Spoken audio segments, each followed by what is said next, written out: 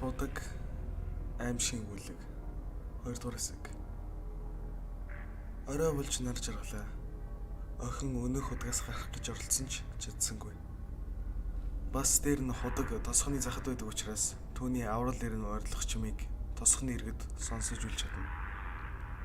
Охин уйлж гарлаа. Сөхрөнгөө барсан тэрээр үхтэл болсон хойд эцгийнхээ нүдрүү нь ууртай бас гомдолтой бяцхан нүдэрээ харж таал намайг ийм байдалд хүргэсэн гэж амандаа аярхан бовтнов. Яг энэ үед түүний яриаг сонсчихгүй гэлтэй цогцсны нүүрэнд инээмсэглэл тодорчээ. Охин зочин ар нуруугаар нөхөдтэй агаад явчихлаа. Тийм ээ охин минь. Чи энд надтай хамт ухах болно. Тэгээд над дээр ирнэ. Гэт инээж эхлэв.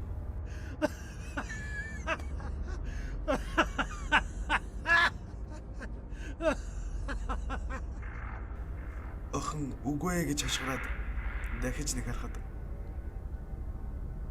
тэрэл байранда хөдөлгөөнгүй хэвтэн. Энд би өгөхгүй. Маргааш өглөө хэн нэгэн худгаас ус авахар ирж л таарна. Тэгээд л би аврагдана гэж өөрийгөө зөргижүүллээ. Шинэ охин унтаж чадсан. Хүйтэн худгийн цустай ус түүнийг дагжин чичрээж худагт амьдрах хорхоо шавж түүний биеэр гүйлцээр үр зайлглаа.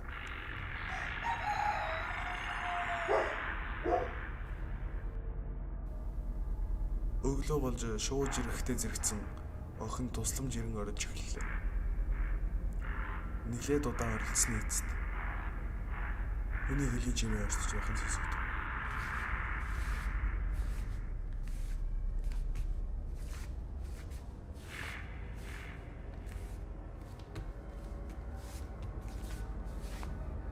Төд удалгүй нэгэн залуу түүний дээрээс шагаж харагдана.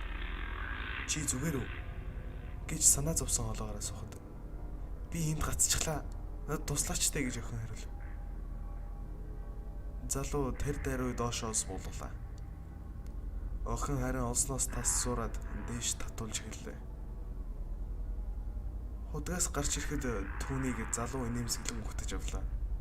Тэр амьд гарсандаа үнэхээр их баярлсандаа уйлж байлаа.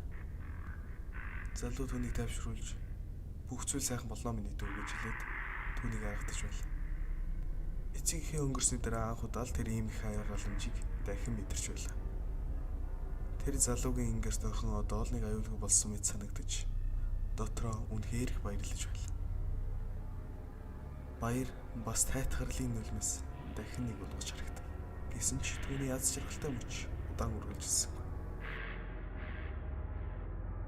Тэр залуугийн авч явсан тэрэгний ард юу байгааг хараад охин одоо худгийнхаа ёроолд буцаж очиж хэвтгийг хамгаас их хүсэж байлаа.